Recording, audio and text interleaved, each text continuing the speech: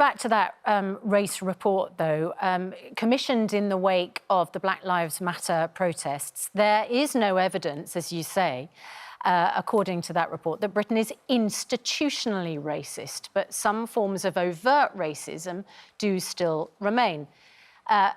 So this is the report commissioned in the wake of those protests. The Commission on Race and Ethnic Disparities investigated inequalities in health, education, employment and criminal justice. Yeah, it found that children from ethnic communities did as well or better than white pupils in compulsory education. And I spoke to the report's author a little earlier on.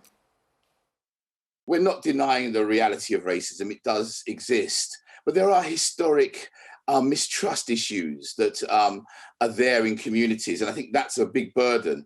And so we remain, really kind of thinking about the idea that this is an important thing, but that the trajectory is that, particularly for ethnic minorities, things are really improving. Well, we're joined now by Eshan Akbar, who says institutional racism does still exist, but things are improving, and by writer and broadcaster Afia Adom, who says institutional racism, yes, it does still exist. Well, Afia Adom, tell us what you make of this report.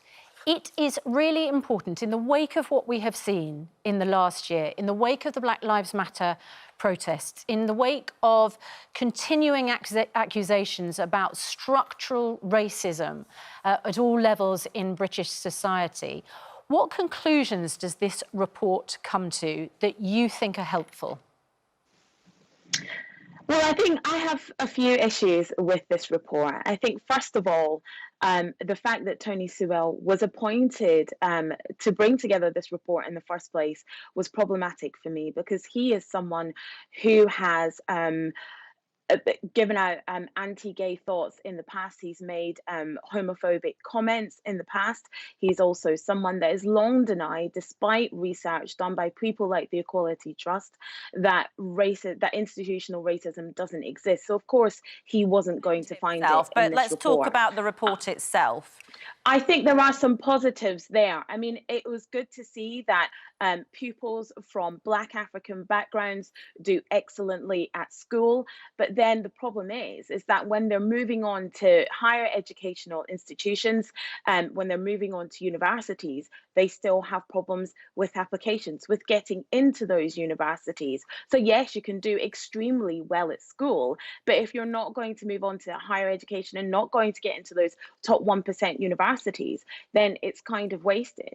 Another bit of the report said that there was more people in top companies and top executives and top jobs in the top professions up and down the country, but there's still a pay gap disparity. So there is still a disparity in how much money Black people were being paid as opposed to white people were being paid. So it's all very well and good that you have more Black people in those top jobs, but if they're not being paid as much as their white counterparts, then that is also, that doesn't work as well. So yes, there are some positives within that report. There was also a bit that I found problematic that said young people kind of have this idealism that racism still exists in society, but there's no evidence to support that.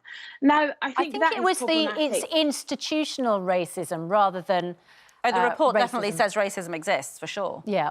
Yes, but I think saying that there's no evidence to support that goes against what it says at the top of the report, where it says that racism still exists, especially online, where, in that echo chamber where people are keyboard warriors and sit behind their computers and say anything and everything to anyone. Look what's happening to footballers week in, week out, who get horrendous amounts of racism thrown at them. Now, I think what we have to do is we have to look at this report, who put it together, and what the evidence is saying. Yes, it says that there's no structural and institutionalized racism in the UK. But I think if you were to really ask Black people in communities, they would tell you different. I think having 10 people go over this, especially someone who doesn't believe it exists in the first place, of course, they're not going to find it. Eshan, it's interesting that it says that actually this country and the way we deal with race in this country should be a model to other countries. What do you make of that? I think that's a really interesting take, because here's the thing, really the report should say government commission says government isn't institutionally racist. That really what should be the headline. To say that we should be a model for other countries, I mean, we tend to do this a lot, compare ourselves to the worst of other countries. But really, if we want to be a nation that's progressing, we should be saying, well, hold on a minute, comparing ourselves to people who are worse than us may not be the best barometer for success.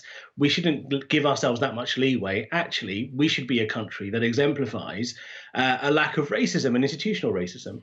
You said earlier in the introduction, things are getting better. Of course, for my dad, who's a Pakistani man, for him to see a Pakistani mayor of London is a huge deal. For us to see people in senior positions in politics is a huge deal. Things are getting slightly better. The fact that I'm on your show talking about this, it harks to maybe 20, 30 years ago, this may not have happened. But that doesn't change the fact that these stories are still few and far between. I guarantee you there'll be people watching this show who will tweet me afterwards saying I look like Ramesh Ranganathan. That's just part of the battle I have as a comedian, I think. Well, yeah, I mean, that, as Afia says, there is a problem that they acknowledge in the report. Despite the fact that things are improving in certain areas, social media is still a sewer when it comes to race. That's not the words of the report, that's my words. Yeah. It is a sewer when it comes to racism. We spoke to Thierry Henry a little bit earlier this week. He's had to step away from social media altogether because there is, in his view, nothing being done amongst social media companies. I mean, is that an issue? Is there although this report says there is not institutional racism, I wonder whether the lack of tackling racism online is part of a structural racism problem. Well, of course, Susanna. I mean, inherently, social media is a microcosm of society. So where you have institutional issues, people are able to go behind a keyboard and say racist things. So it stands to reason that there must be some sort of institutional problem for that to be reflected in social media. Ultimately, as Afia said, the fact is that whilst the report said that there are loads of people from ethnic minority backgrounds who are doing well in school, going to more senior positions in the judiciary, in government, in politics, in society, in finance, anything like that, they're not really there. From a representation perspective, that suggests that either these people don't have the ability or the ambition to get to those positions, when in fact, earlier on in their educational lives, they're actually doing quite well. So. And can I just ask for your opinion, both of you? One of the recommendations that the report makes is that the term BAME, which we've heard a lot in terms of COVID outcomes and other things this year, it's been used probably more than ever, that should not be used anymore. A, do labels matter? It doesn't, but B, what do you think of that? Because what the report says is that BAME is just too broad. It doesn't really represent the huge number of differences amongst the people that it represents. Basically just says non-white British. That's what BAME essentially means. Afua, what do you think? I mean, A, do labels matter? And B, should we stop using BAME? I think we should definitely stop using BAME. I think it's a lazy catch-all acronym that you so rightly said doesn't really identify people, and it sort of just lumps everyone who's not white together. And in this term that was coined in the 70s, I think we can be much more open about saying black, saying Asian, saying other ethnic minorities. I don't think it's helpful to club all these people together in one group, because when we talk about all these different groups, they have different things that affect them. For instance, when we talk about the racism that still exists, and I still personally think it's institutionalized, when we talk about black women being 4 to 5 times more likely to die in childbirth, or young black men being 19 times more likely to be stopped and searched, those figures are different for Asian people. Those figures are different for Black African and Black Caribbean. So by using the term BAME, it clubs everybody together, but you need to really drill down on those identities to see what the issues and what the problems are. Well, it's a good point, because in the report, the authors make a distinction between educational treatment and outcomes of, as you say, Black African and Black Caribbean children. So actually it needs to be much more detailed. Just a quick question to Ishan, just in the comedy world. I mean, you made a comment about Ramesh there. Do you find that actually when you're being booked for various events or whatever, if it's a panel or whatever, they'll say, we've already got one who looks a bit like you? I mean, I in my career have experienced that. We've already got one brown person, so we can't have another one. Well, I've been unbooked from a gig because I quote, we've already got an ethnic, so that's happened. I've been in situations where there'll be on a lineup, there'll be 2 Asian comedians, and the promoter will say, how do I put you next to each other? The audience are going to get confused. So that has definitely happened. And also, you know, this idea of BAME goes across the whole spectrum. Yeah. When I've been attacked by racists, they haven't attacked me for being BAME. They've been very specific about what they don't like about me. And in some instances, that's kind of quite refreshing because they kind of know what they're going after. So BAME isn't really helpful for anyone. Even the people who might want to be racist, it's not helpful for them either. So I think specificity is very important.